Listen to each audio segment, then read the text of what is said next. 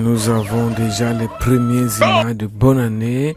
Bienvenue aux 21 éditions spéciales depuis le Faso. Qu'est-ce qui va donc se passer au Cameroun avec un groupe d'individus qu'on a donc arrêté avec des cannabis et des milliers de sacs? Mes amis, 2025 c'est bientôt.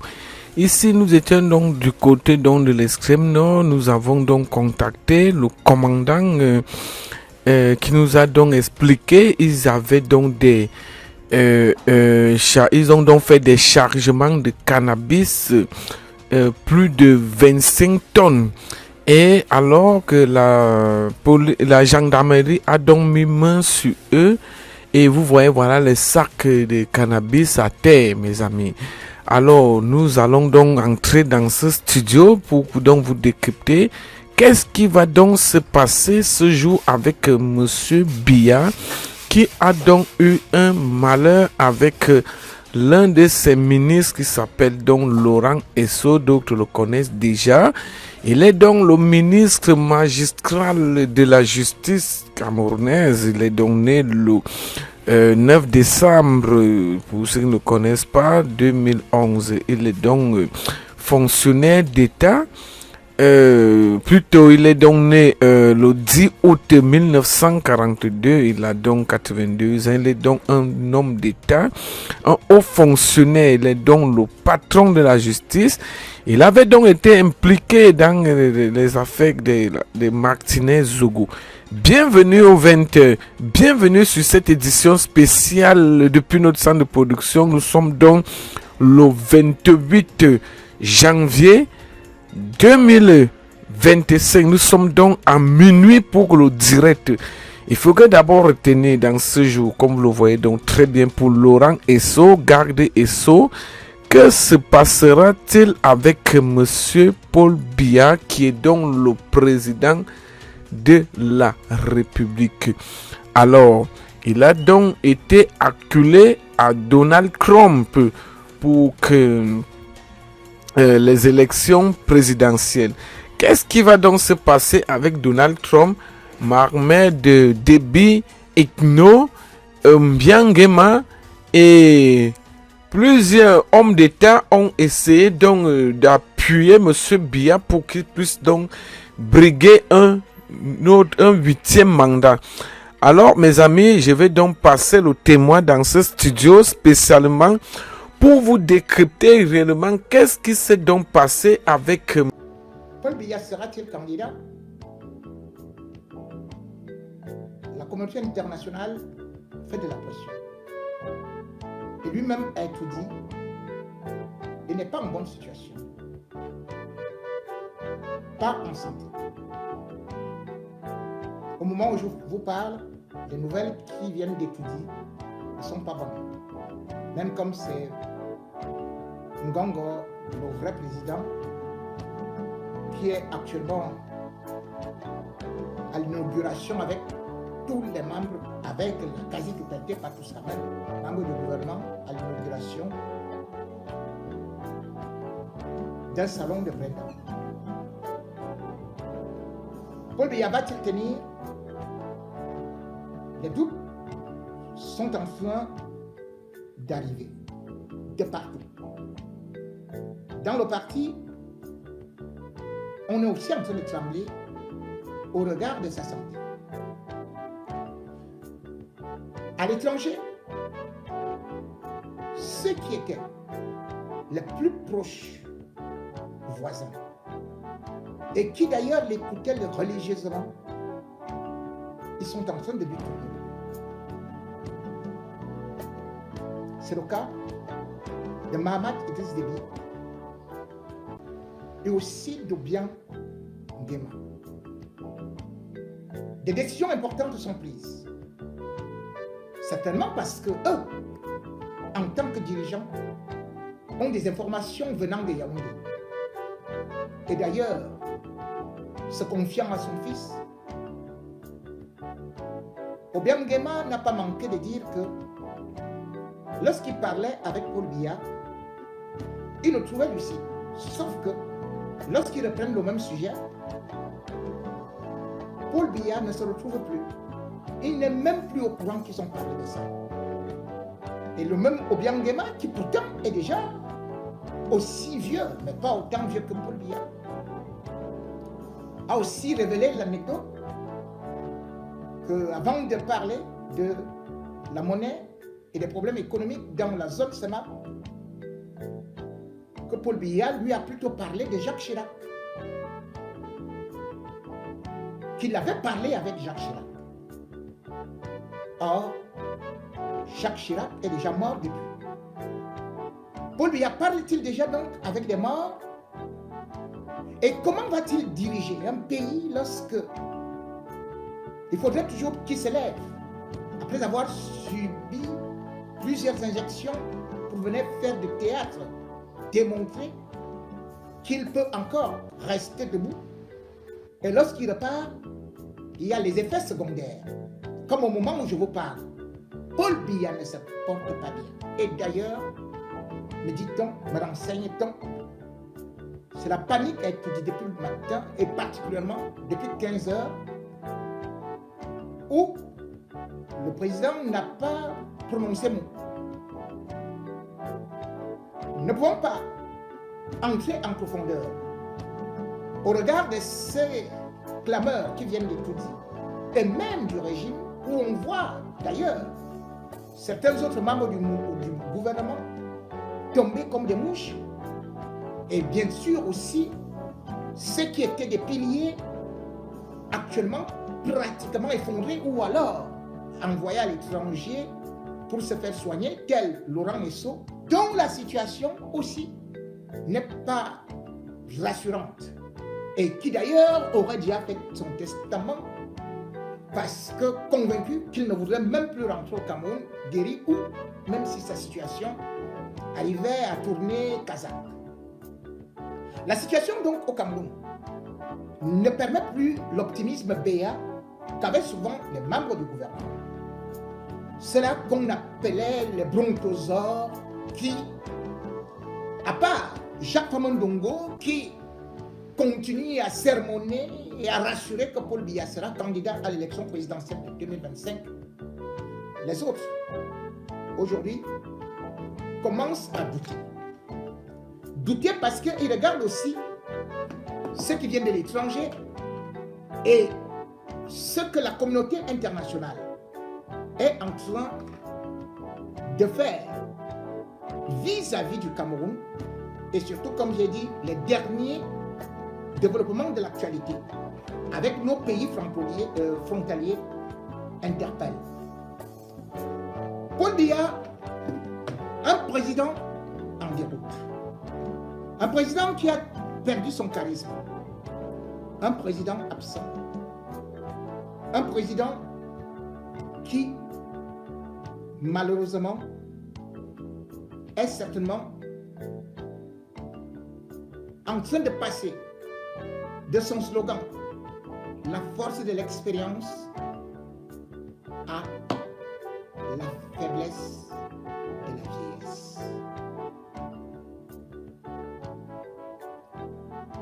Messangama Nyamdi, qui se dit lui-même biaïste, de plus en plus fait des sorties. Et même les militants eux-mêmes sont inquiets et sont en train de tourner le dos à Paul Biya. Donnons d'abord la parole à ces acteurs avant de venir voir ce qui se passe au Tchad, en Guinée équatoriale et aussi à la Cour pénale internationale. Paul Biya est-il? Mais pas même tu veux que Biya parte. Toi, ça va dire le juge maintenant. Je te dis, tu veux que Biya parte. Écoutez, tout homme est censé, tout homme censé veut que Biya parte. Oui, oui, la différence, c'est la capacité je le dis. La différence entre vous les généraux et la majorité, vous me militaires, de que Biya parte. Vous me donnez l'occasion, une petite antenne de 30 secondes de vous dire que je suis biaïste. Hein. Oui, mais tu veux qu'il parte. Permettez-moi, et les biaïstes, notre déguise, vous la connaissez, c'est toi. Loyalisme, oui. Dévouement, et dignité. J'avais dit quoi? Ça, c'est idolâtrie, c'est mon affaire, ça me regarde. Ça veut dire que nous, les biaïstes, nous sommes en train de dire que si le président Paul Biya, il a dit qu'il verra s'il continue ici pas. S'il dit qu'il part, je le soutiens. Voilà, alinéa 1, s'il ne veut pas, tu le soutiens toujours. Non. S'il dit qu'il est bien, mais s'il dit qu'il n'est pas, tu le vois, vous êtes des dictateurs. Non, s'il dit qu'il n'est pas, je vous dis que il a toujours des si. Mais peut-être, c'est que s'il dit qu'il part, tu le sais. S'il dit qu'il n'est pas, on va dans l'intellectuel. Ce qui a dérangé, lorsqu'un même corps, un bien, le scientifique qui veut se faire le militant qui soutient des postes de ça veut dire que vous êtes des dictateurs. Non, c'était un scientifique. Reste scientifique. Non, on n'est pas scientifique. On est politique. Je voulais tu es politique, tu es scientifique, tu es tout en même temps. Non, combine tout, oui. C'est vrai. Voilà, merci. Tu sais comment tu payes le temps à l'émission. Tu viens nous expliquer les fondements scientifiques de l'intérêt localement. Qu'est-ce que tu as fait? Pourquoi vous paniquez, professeur? Société. Parce que ceux qui veulent que Biya parte pour la plupart ne sont pas même pas. Toi-même, tu veux que Biya parte. Toi, ça va dire le juge maintenant. Je te dis, tu veux que Biya. Écoutez, tout homme est censé. Jeune veut que Biya parte. Oui, la différence, c'est la capacité de mener le savoir, je le dis. C'est la différence entre. Est-ce que tout le monde que Biya parte? Est-ce que tout le monde veut donc que Biya parte? Écoutons. Écoutons maintenant encore.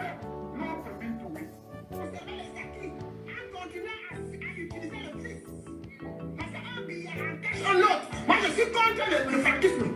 Franck Biya ne peut pas être président au Cameroun. Si Franck Biya est président au Cameroun, ça veut dire que les gens là vont continuer. Ils vont encore bouffer le Cameroun pendant 40 ans. Ok. Non. Le règne de la médiocrité va encore perdurer. Pour 40 ans encore, moi je suis contre le factisme. Comme s'il s'était passé le mot, un autre haut commis de l'État dénonce la mauvaise qualité du réseau routier national. Invité de l'émission La Vérité en face, le ministre du Travail et de la Sécurité sociale marque sa part de gêne. Quand je prends le problème des marchés au Cameroun, si les efforts financiers ont été faits et que le travail n'a pas été conforme et qu'on a réceptionné, qui a réceptionné? C'est des Camerounais comme vous et moi. Il y a des gens dans le circuit qui font le travail. Quand vous faites une route, le goudron doit avoir 20 cm d'épaisseur. Celui qui construit la route, il met 15 cm. Et celui qui s'en va réceptionner dit « Ok, tout est bon, payez ». On paye. Personne ne dénonce que la route qu'on vient de réceptionner ou qu'on va... Voilà le régime Biya.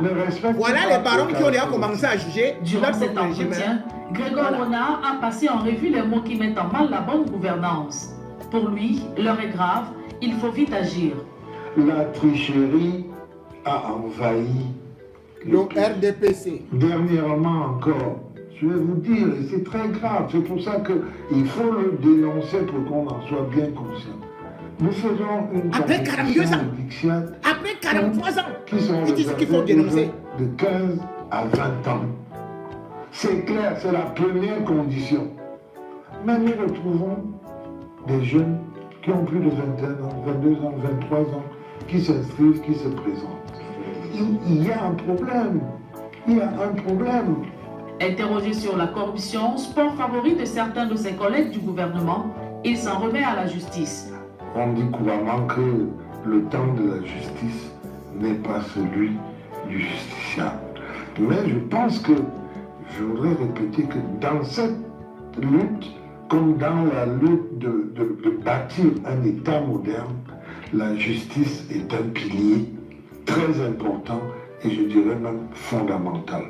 Il est important qu'on laisse rendre la justice faire son travail. Ce n'est pas la première fois qu'un membre du gouvernement monte au créneau pour dénoncer la malgouvernance au Cameroun. Voilà. Au Gabon, ou en Centrafrique, je serai centrafricaine, je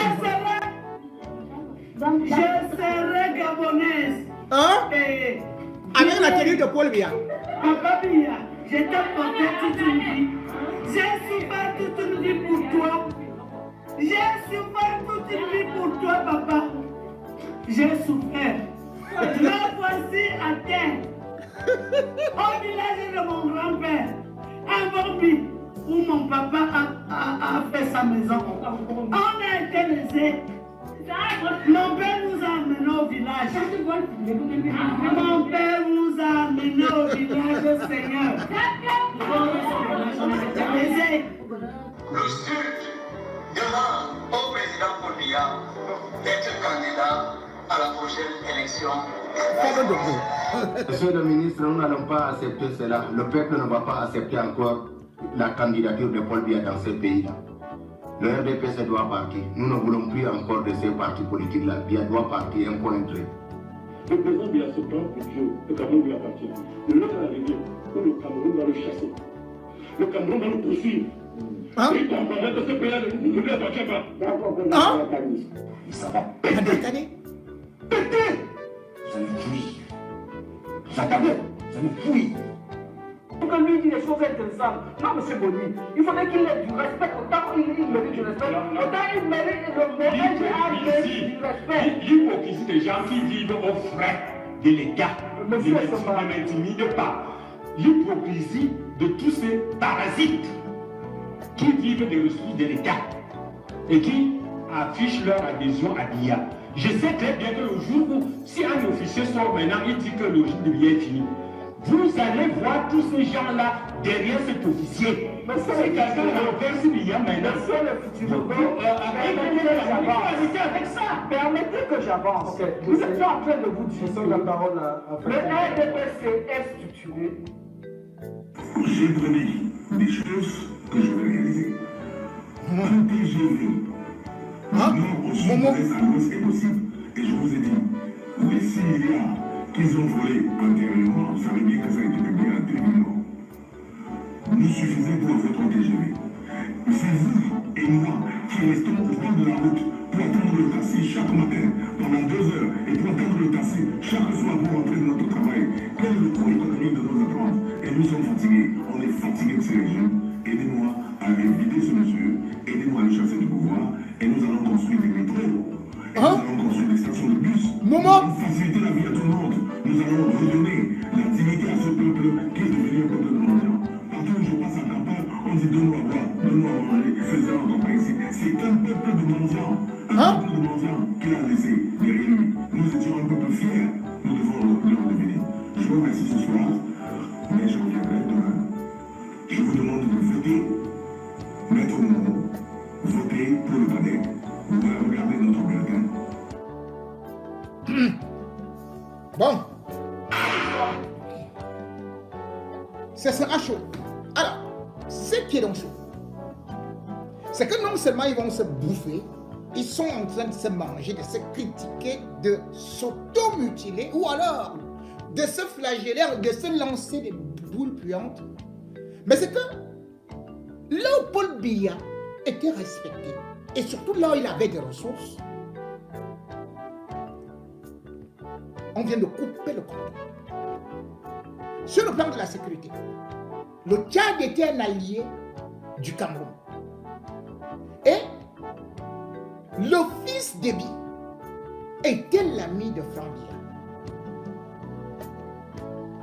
Et ce régime a souvent profité du Tchad avec son pétrole, avec le pipeline, pour le gruger. Ce régime a profité du port pour imposer des taxes terribles au Tchad, mais aussi du corridor, qui est sur 1500 km, c'est-à-dire entre Douala et N'Djamena. Mais qu'est-ce qu'on apprend? Au moment où Paul Biya a besoin d'argent, c'est-à-dire que les Occidentaux, le Fonds monétaire international, la Banque mondiale, ont coupé l'eau. La Chine demande d'être remboursée. Et là, la seule façon, c'est que les mêmes gens qui volent ont demandé à Paul Biya de mettre tout sur la fiscalité. Et quand on parle de la fiscalité, bien évidemment, c'est le peuple qui subit. Mais surtout, dans le budget de l'État du Cameroun, de cette année, non seulement c'est ric-rac, ils ne sont sûrs de rien, ils doivent organiser l'élection et ils doivent surtout lutter contre l'inflation et la faim qui est en train d'arriver. Ils comptaient donc beaucoup sur le Tchad ou les pays voisins. Mais là, Mahamat Idriss Déby vient de poignarder Paul Biya. Et ce n'est pas que lui. Il s'est entendu avec Obiang Guema, qui lui a déjà positionné son fils Théodorin. Et Théodorin, qui était aussi l'ami de Franck, a déjà coupé les ponts avec Franck. La nouvelle actualité donc, qui est très importante et qui concerne la vie du Cameroun parce que ça va déstabiliser beaucoup de choses, c'est que non seulement Mahamat Idriss Déby ne va plus aider Paul Biya dans la lutte contre Boko Haram, mais il ne veut plus lui verser un centime à travers le port. Les marchandises du Tchad arrivaient au port de Douala et aussi au port de Kédi. Et l'État du Cameroun, non seulement avait des taxes, dont on dit les estimations à 340 milliards, mais lorsqu'on ajoute le corridor et la corruption et d'autres choses et d'autres avantages, l'État du Cameroun pratiquement tournait autour de 750 milliards de la part du Tchad, rien que pour les deux ports de Yaoundé et Douala. Deux ports de Yaoundé, le port de Douala et Kédi. L'information n'a pas été beaucoup amplifiée. Et pourtant, elle est capitale. Elle est terrible. Comment en est-on arrivé là?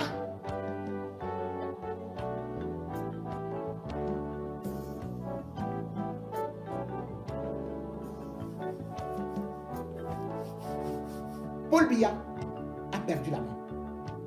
Et comme j'ai dit, les voisins s'attendent déjà à sa chute. Et c'est pour ça qu'ils ont commencé à partir. Et Paul Biya lui-même, surtout les autres dirigeants, ont constaté qu'il ne parvenait plus à résoudre le moindre problème. Et que la corruption était rampante. Cette corruption a fait de telle sorte que les Tchadiens se plaignent. Mahamat Déby s'est plaint plusieurs fois.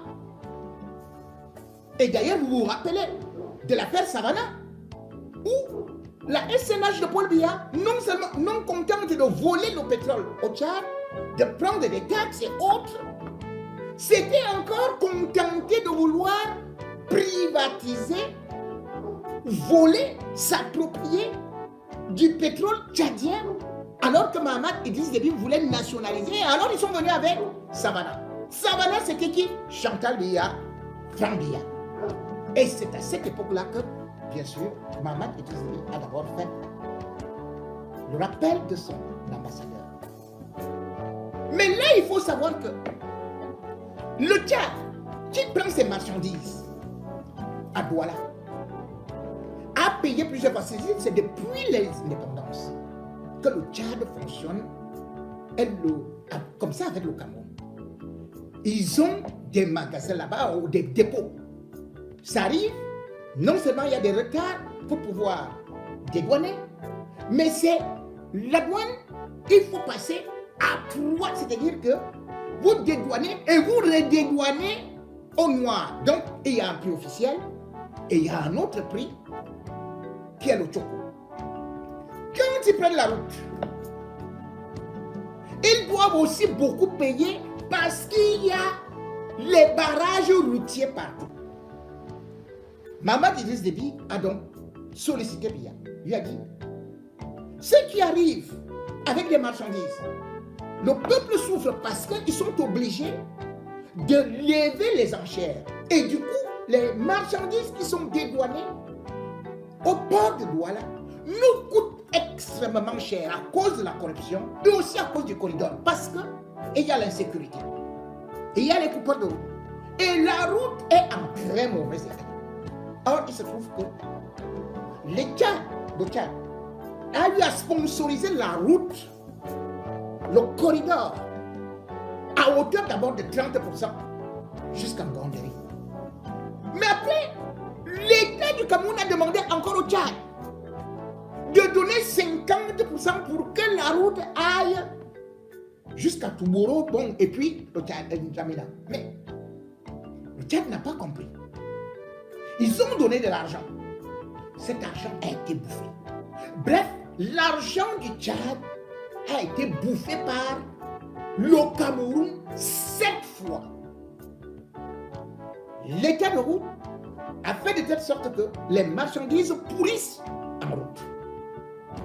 Voilà pourquoi est-ce que Mahamat Idriss Déby a contacté le vieux Obiangema, qui lui a donc dit, mais rien ne va plus au Cameroun. Tu ne vas pas tomber avec lui. Parce que si ton peuple a faim, ainsi de suite, c'est qu'on va te dégager. Biya est en train de tomber. Il est en train de tomber. Ils ont donc signé des accords. Désormais, les marchandises du Tchad ne seront plus au port de Douala, ni à Kribi, mais plutôt à Malabo.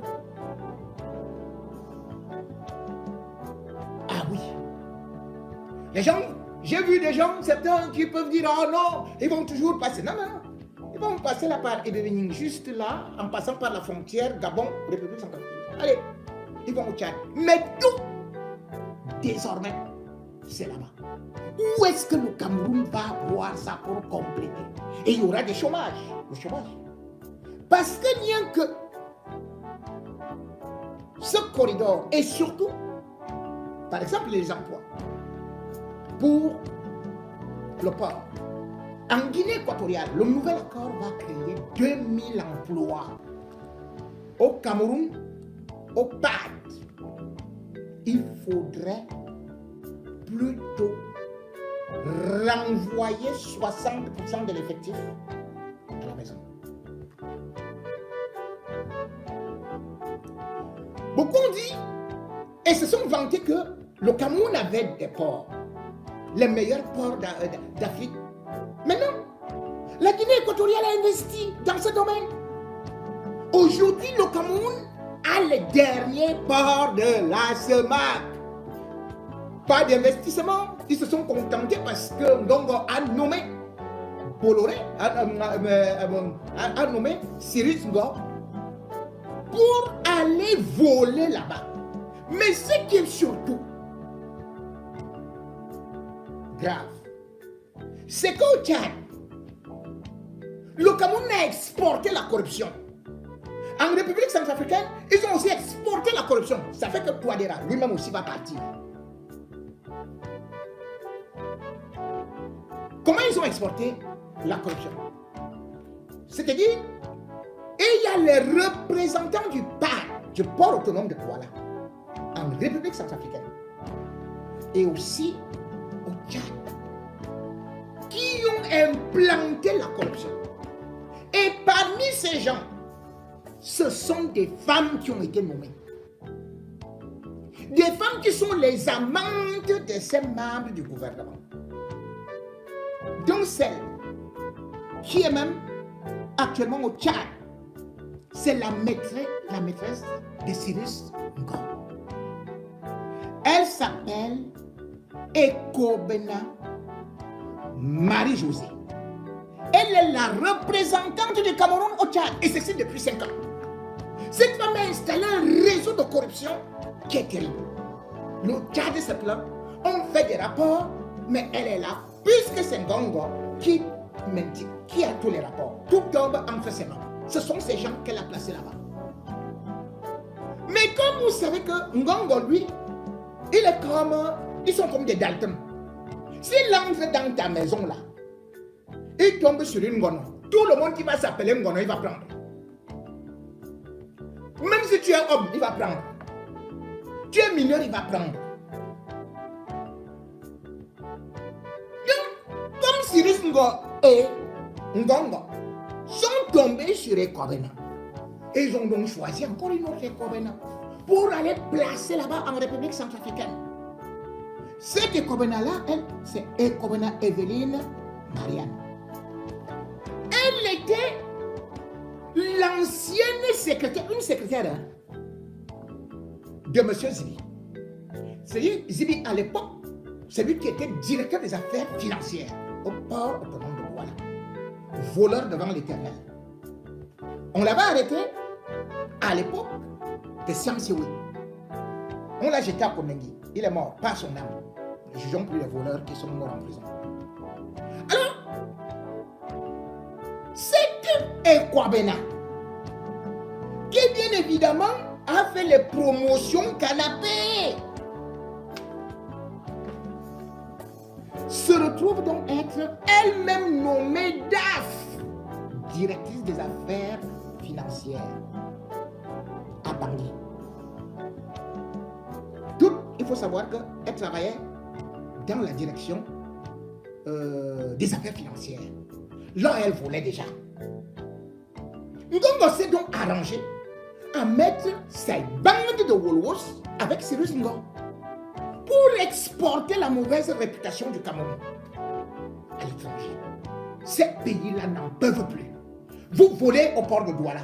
Vous partez voler encore à domicile chez les mêmes gens-là. Mahamat Idriss a dit, je ne peux pas. D'autant plus que le port autonome de Douala n'a pas connu des investissements. C'est-à-dire que, comment on appelle ça, port à conteneurs, il n'y a pas eu une amélioration sur les plans des infrastructures. Et même quand les bateaux arrivent, pour décharger, ça prend beaucoup de temps. La marchandise arrive donc souvent étant avariée. Et dans le dernier classement des ports fait par la Banque mondiale, vous allez voir, comme on aime dire, c'est nous le continent. Vous allez voir là où, quelle position occupe les ports du Cameroun. Le classement, ça c'est les états de classement. Indice CPPI 23. Donc c'est la Banque mondiale et Standard & Poor's Market Intelligence. Le premier port de la SEMA, Afrique centrale, c'est le port à conteneurs de Malabo. Donc les gens qui croyaient qu'on est très beau là. Malabo, le port de Malabo. Alors qu'on a commencé la construction du port de Kribi depuis Paul Montazé.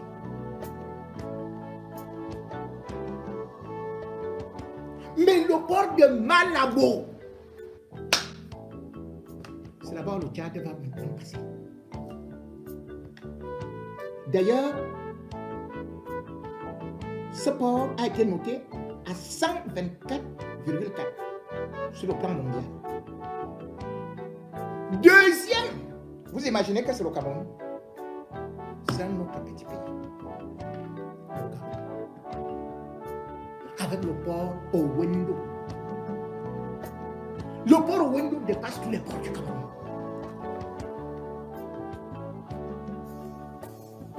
Le port Owendo, sur le plan mondial, occupe la 357e position. Notre port qu'on vante là depuis, le port de Kribi, c'est ça qui vient après. J'ai dit en Afrique centrale, hein, parce que si vous parlez là à travers l'Afrique, oh non, vous n'allez même pas classer. Le port de Kribi est 366e mondial. Allons donc à Douala.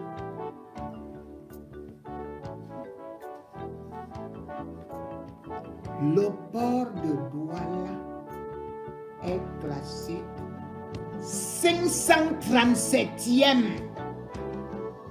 Il ne dépasse qu'un seul port, celui de Pointe-Noire, qui est 544e mondial.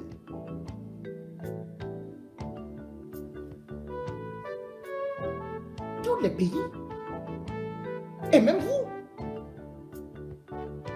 si vous voulez un restaurant, vous irez là où c'est moins cher, là où c'est bien fait. C'est ça aussi le Tchad. C'est ça Mahamat Idriss Déby. Il a dit non, les machins des continents là, c'est bon, c'est fini. Il a signé des accords avec Obiang pour 5 ans renouvelables. Donc vous vous rendez compte, Obiang Nguema, l'ami de Paul Biya, a accepté de faire ça contre Paul Biya, sachant qu'il met en difficulté Paul Biya, comme Paul Biya n'aura plus cet argent et que les trésors, les tensions de la trésorerie du Cameroun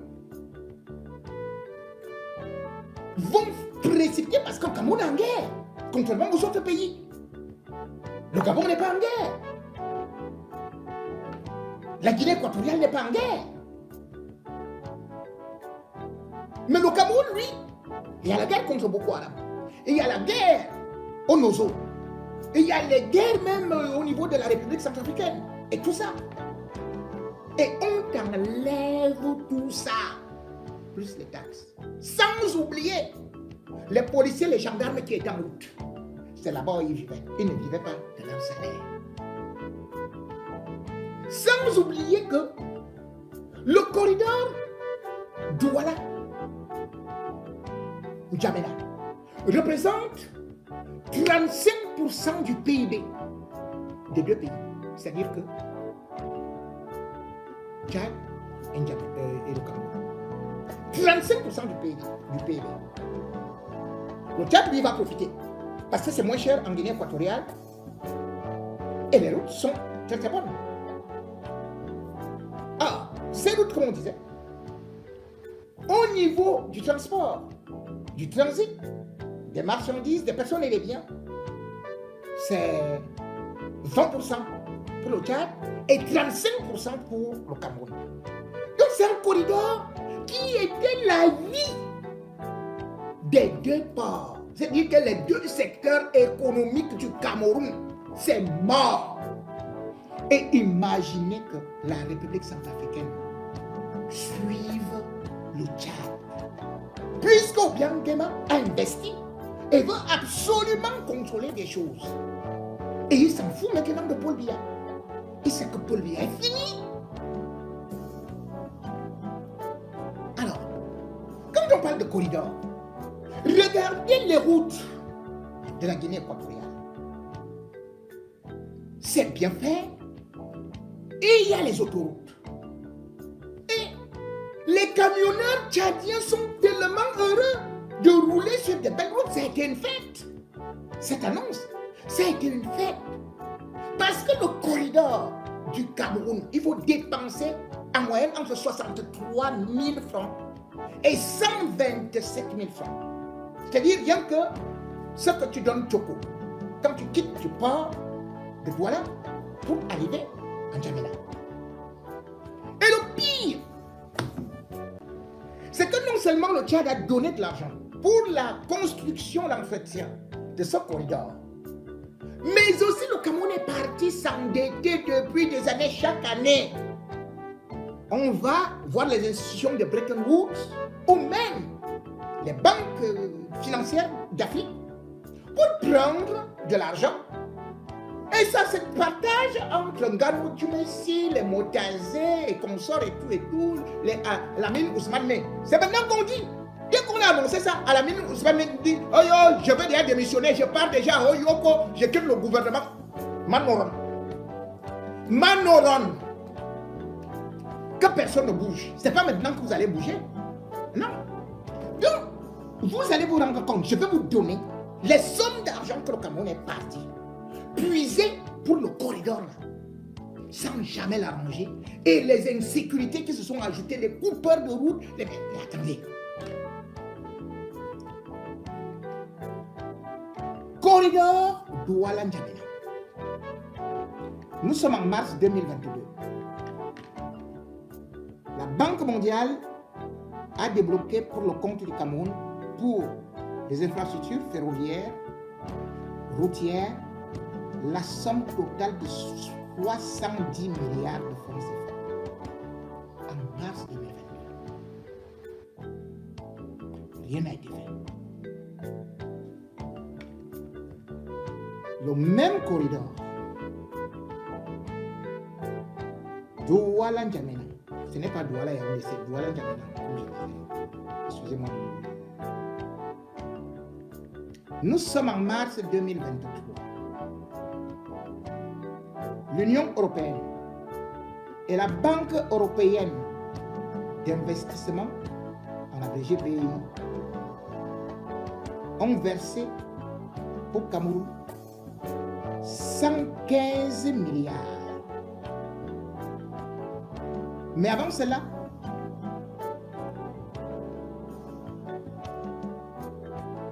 le Cameroun a reçu 7 milliards, toujours de l'Union européenne, pour permettre que cet investissement aboutisse. Et c'est Ambroise Fayol, le vice-président de la BI, qui disait cette fois-ci, il croit que ce corridor deviendra l'un des plus beaux. Tout l'argent a été mangé. Le même corridor, Douala N'Djamena. Nous sommes le 21 février 2024. Biya demande à Alamine Ousmane, il lui donne l'accord. Alamine Ousmane, ministre de l'économie, qui dit maintenant qu'il est démissionnaire. C'est ça qu'il dit maintenant, hein, qu'il quitte. Après avoir donné des milliards à Amgo, après avoir favorisé, on dit que c'est lui qui sera candidat du Grand Nord, Mofmide.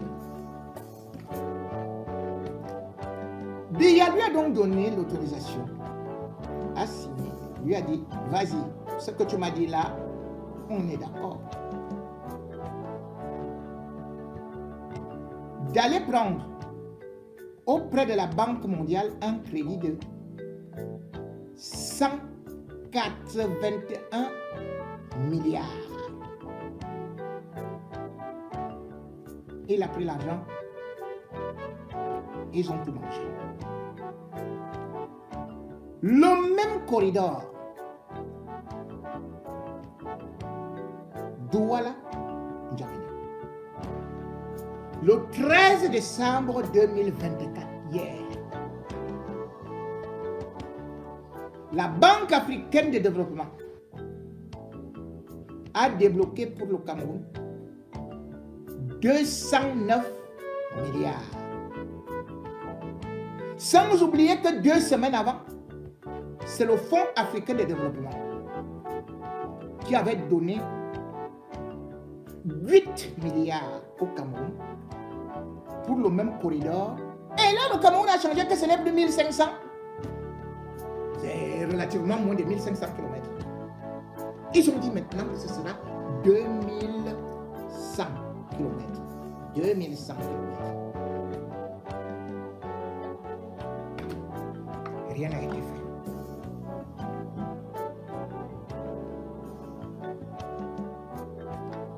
Ils ont pris cet argent-là en moins d'un mois. Ils se sont partagés. C'est fini. Il n'y a plus rien. Voilà donc pourquoi vous trouvez que nos voisins, parce que la corruption chez nous est terrible. Le favoritisme, comment Gongo, qui dirige le pays, a-t-il pu nommer des incompétents? On vole leur pétrole, on vole l'argent des routes, on vole ceci et cela, on vole leurs marchandises, nos policiers, nos gendarmes, mais nos douaniers. Mais non, mais non. Mais non. Et la pire des choses, ça arrive à quel moment? Regardez bien. Les Américains sont installés maintenant en Guinée équatoriale. Ils exploitent même le pétrole.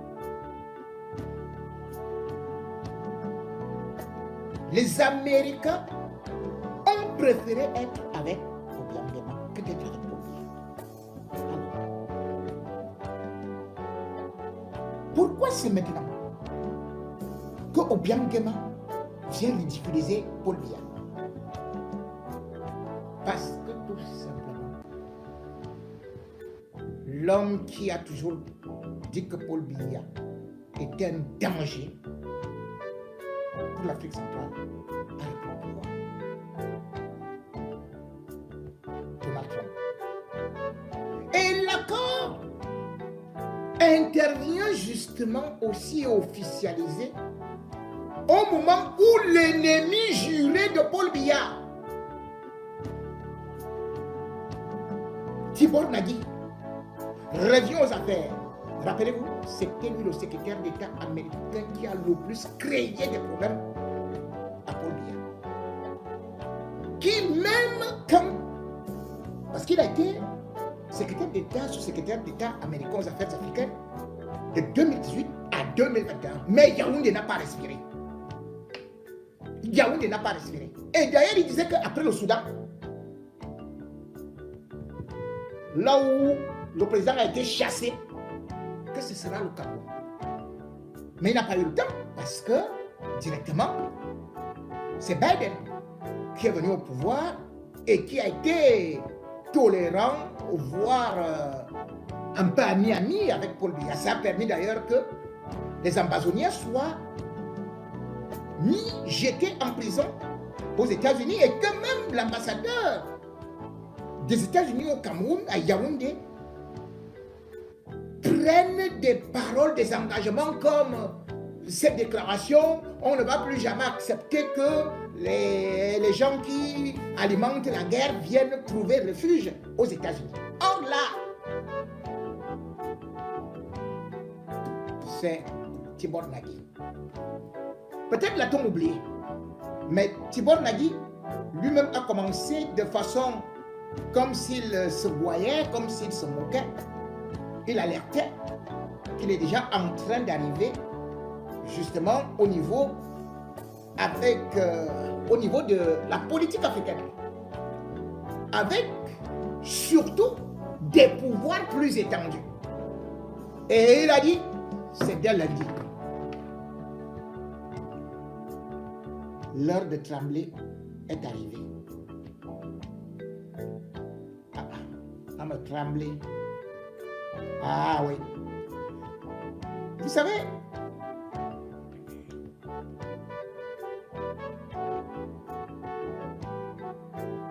ce monsieur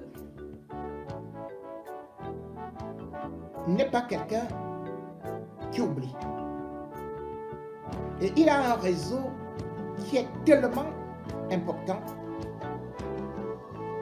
que le régime de Yaoundé sera terriblement secoué. Terriblement secoué dans la mesure où, d'ailleurs, il va aussi actionner la CPI qui, curieusement, commence déjà au même moment à parler de ce qui se passe, à accepter une plainte qui a été déposée par le Forum panafricain. Monsieur Afrique, donc, de Donald Trump, s'était adressé déjà à la Commission des affaires étrangères de la Chambre des représentants des États-Unis. C'était un jeudi 16 mai 2016. Je vais vous faire réécouter ou bien relire leurs échanges. Parce que il était décidé à déloger Paul Biya. Il y avait des bruits et voici l'échange. Madame Karen Route-Basse lui pose cette question. En ce qui concerne la crise au Cameroun, dans la région anglophone, nous savons qu'elle s'est aggravée au cours des 18 derniers mois. Je voudrais donc savoir ce que nous faisons avec nos partenaires diplomatiques pour encourager la négociation. Tibor Nagi répond, le Cameroun continue d'être l'un des 3 pays qui me chagrinent le cœur tous les soirs. Les 2 autres sont la Somalie et le Soudan. J'ai rencontré le président Biya il y a quelques mois au Cameroun et il m'a dit oui, nous sommes intéressés par le dialogue. Mais le gouvernement n'a rien fait pour le prouver. Ils ont mis en place des institutions qui n'ont rien fait. Nous continuons à aller de l'avant avec nos alliés. Kenneth Robert Bock, membre du Congrès, prend la parole. Ambassadeur Nagui, merci pour les services distingués que vous avez rendus à notre pays. Pour en revenir au Cameroun, je partage les intérêts de la présidente Basse. Je connais beaucoup de Camerounais qui sont désespérés. Vous avez mentionné que le gouvernement avait créé certaines institutions pour régler la crise anglophone. Que font-ils vraiment pour rapprocher les deux parties? Pourriez-vous nous en dire plus à ce sujet? Tibor Nagui. Je crois savoir que le gouvernement camerounais a mis en place plusieurs commissions. La commission sur le bilinguisme est quelque chose qui, à première vue, semble être une bonne chose. Il y en a eu quelques-uns, mais ils n'ont pas reçu un budget adéquat et ils n'ont rien fait de concret. Parce que ce dont le pays a plus que tout besoin, c'est d'un véritable dialogue ouvert, probablement pour inclure les diasporas camerounaises, car elles y apportent un grand intérêt. Ce qui se passe, c'est que les deux camps se radicalisent de plus en plus. Malheureusement, je crois que ces partisans de la ligne dure, les partisans de la ligne dure des Biens, disent au président qu'il peut en finir avec cette crise militairement. Il n'y a aucune chance qu'il gagne cette guerre militairement.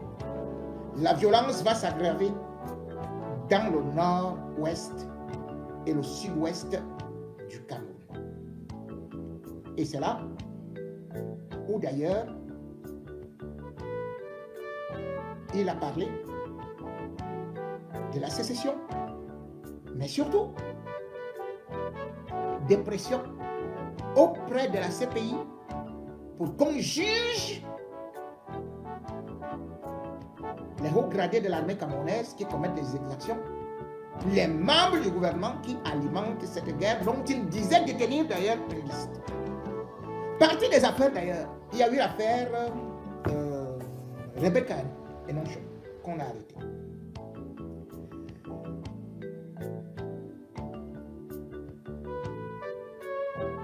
Il est sorti de nouveau, Tibor Nagui, pour dire le gouvernement camerounais n'a-t-il pas honte? Même Poutine fait preuve de plus de finesse en emprisonnant des gens pour leur politique. L'heure est au grand changement à Yaoundé. Ça, il écrit en août 2021. Le régime sort, on commence à l'insulter. En commençant par qui? Famondongo. Il dit, on verra plus tard. Il n'y a pas longtemps, il devait avoir un dialogue, je crois, au Canada, avec les anglophones que les Ngongong ont saboté. Tibor Nagui a fait une sortie sur le réseau X, donc ancien Twitter. Nous sommes en avril 2024.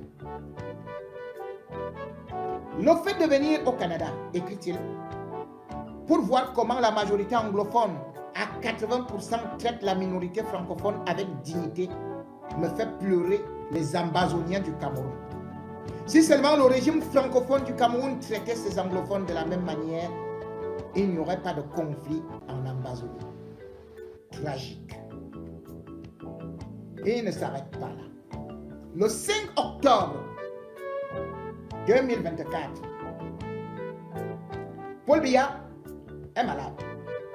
Et pour la première fois, ça tente. La communication n'est pas bonne. D'autant plus qu'il était allé en Chine, en Russie, après avoir été à Paris. Et puis de septembre, octobre, novembre, c'était le brouillard total. Très malade. Certains croyaient même qu'il était bien mort. Mais bon, c'est d'ailleurs un tweet provocateur de Tibor Nagui qui va provoquer la sortie du gouvernement. Il écrit Nous assistons peut-être à la scène finale du dernier acte des 41 ans de règne du président camerounais Biya, âgé de 91 ans, qui serait à Genève pour des soins médicaux et qui n'a pas été revu depuis son départ de Pékin le 8 septembre 2024.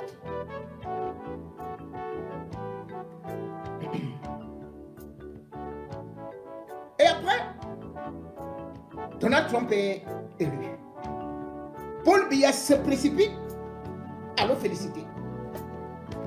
À comme son cœur, puisque Donald Trump l'avait humilié aux États-Unis quand il recevait d'autres présidents, mais il n'a pas voulu que Paul Biya entre. Paul Biya adresse les félicitations à Donald Trump. Tibor Nagi commence plutôt à rire et à se moquer, en mettant juste comme l'horloge tic-tac. Et puis,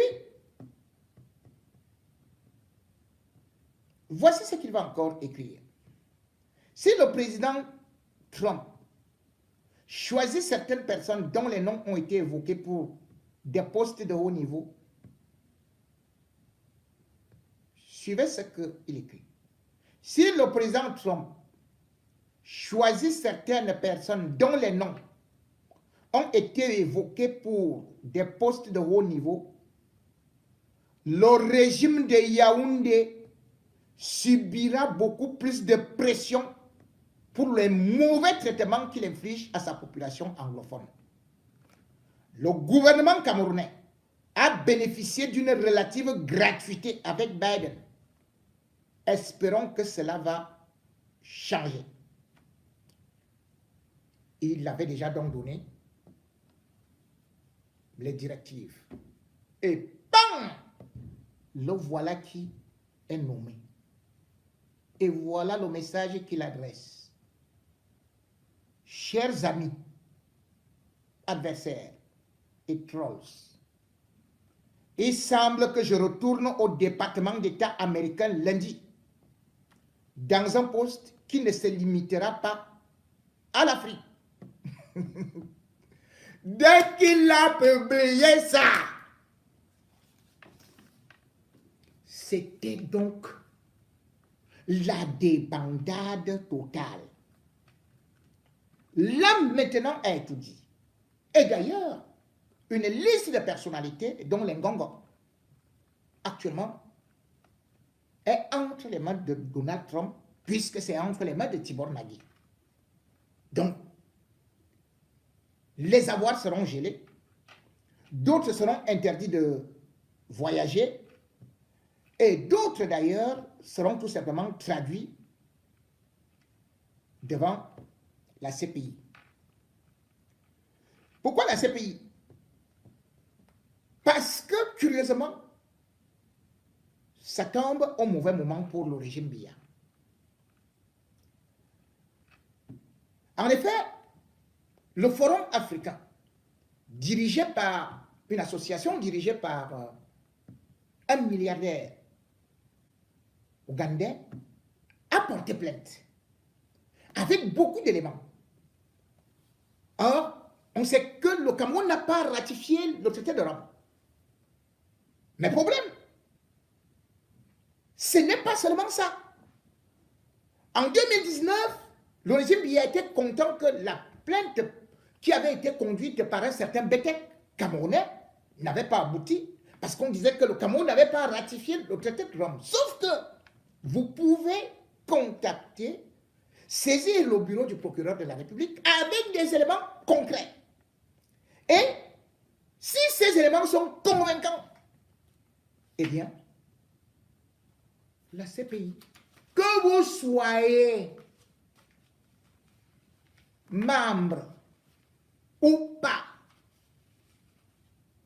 elle ouvre les enquêtes. La preuve, Israël n'a pas ratifié le traité de Rome.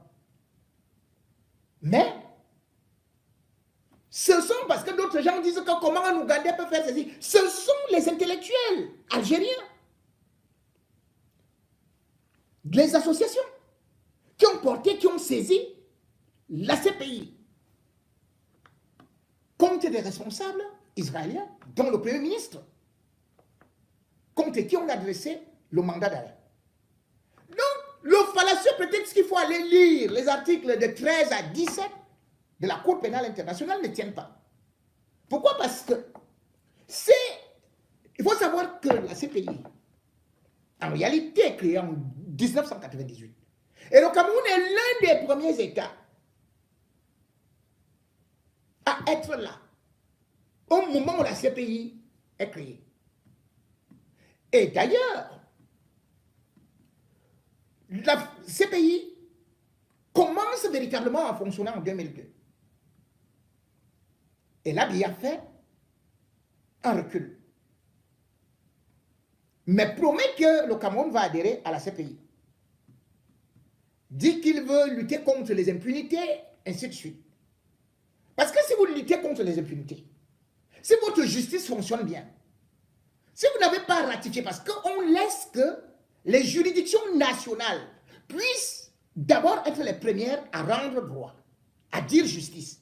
Mais si la justice de votre pays ne punit pas les crimes contre l'humanité, les crimes de guerre, parce que c'est de ça qu'il s'agit ici, le Forum africain a parlé des assassinats ciblés contre les civils, des villages qui étaient rasés, avec des images, pas seulement satellites, mais des photos et aussi des témoignages des ONG.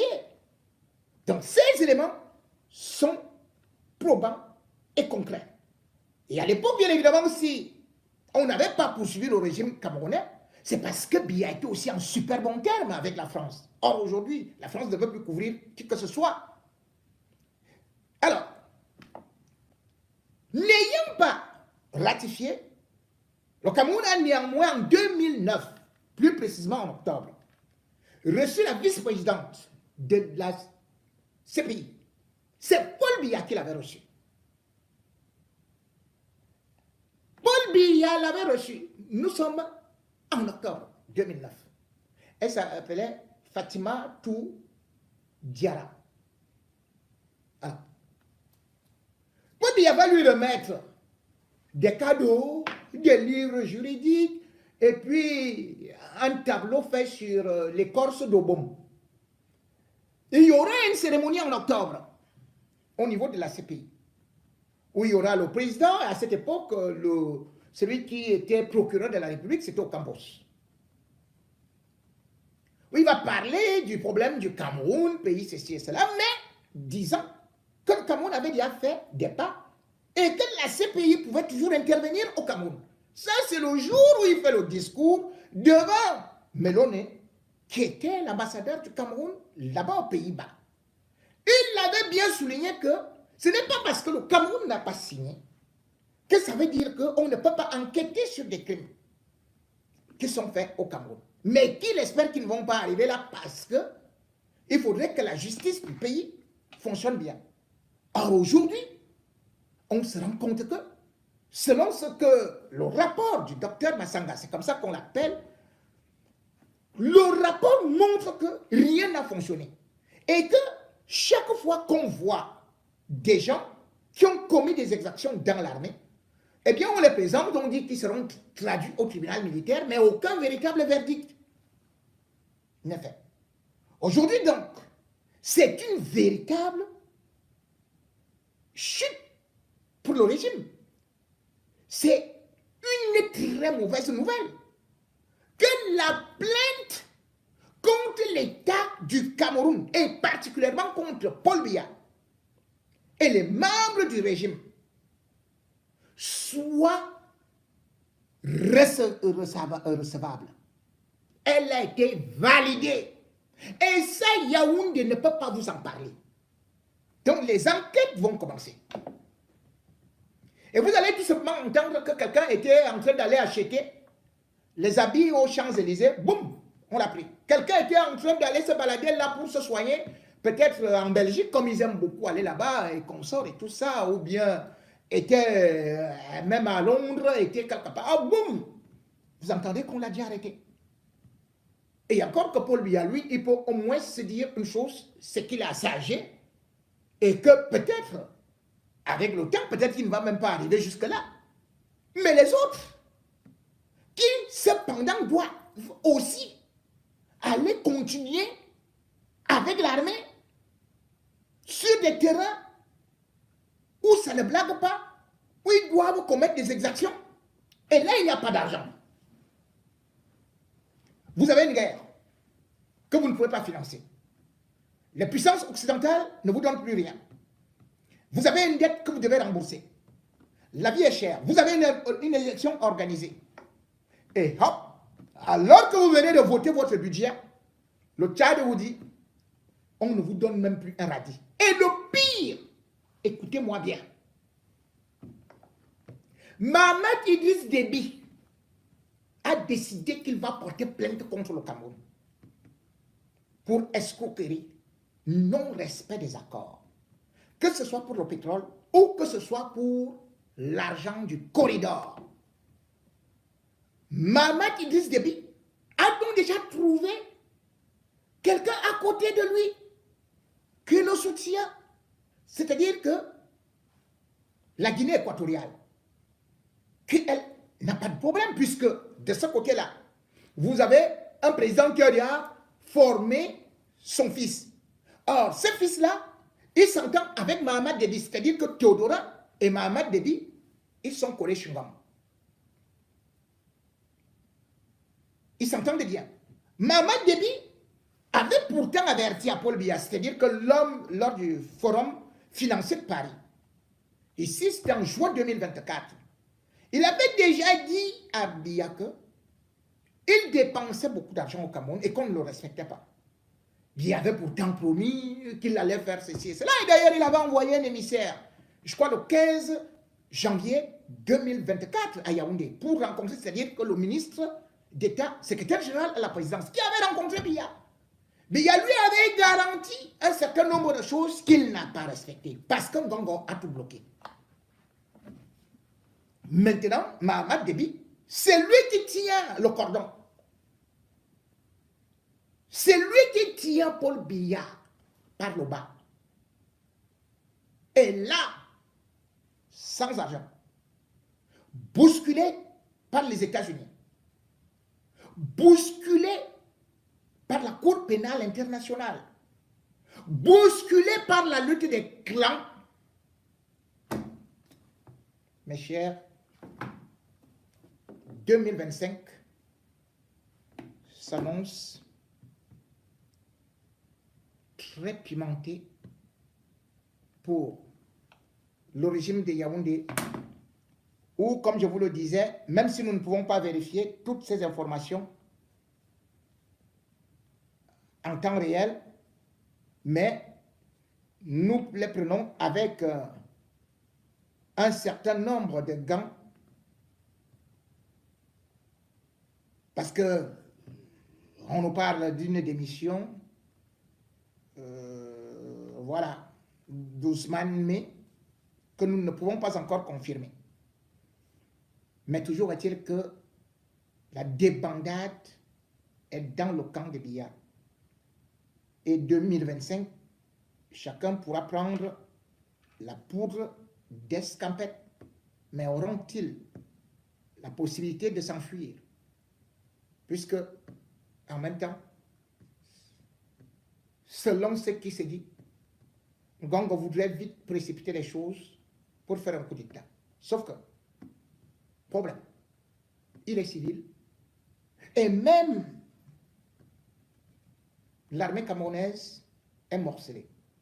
D'un côté, il y a le BIR, qui a 2 hélicoptères à Yaoundé, comme on appelle 2 MA-24,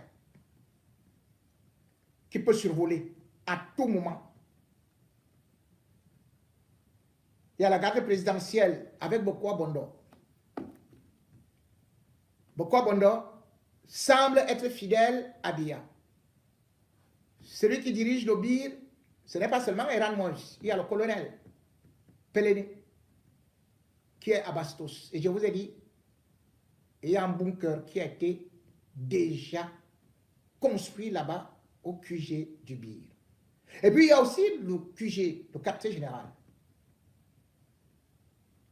Le quartier général lui-même, où on peut voir aussi un autre colonel très ambitieux. Donc, on risque d'avoir affaire à 3 colonels. Nous vous reviendrons dans nos prochaines éditions, si vous le voulez donc très bien. Vous le voyez donc, Monsieur Biya donc était acculé par que les hommes d'État américains, Donald Trump, qui s'est donc ingéré sur les affaires politiques de Monsieur Biya. Il faut donc retenir que le 8e mandat que Monsieur Biya veut donc briguer crée donc toute une panique ce jour. Bienvenue sur cette édition donc en direct depuis ce 28 janvier. 2025, c'était l'une des nouvelles qu'on devait donc vous faire parvenir dans cette édition spéciale depuis notre centre de production, si vous le voulez donc très bien. Madame et monsieur, si vous êtes donc intéressés sur cette chaîne politique de Daniel Nikon, vous pouvez donc vous abonner, liker, partager pour que vous soyez toujours servis pour les très beaux contenus. Bao!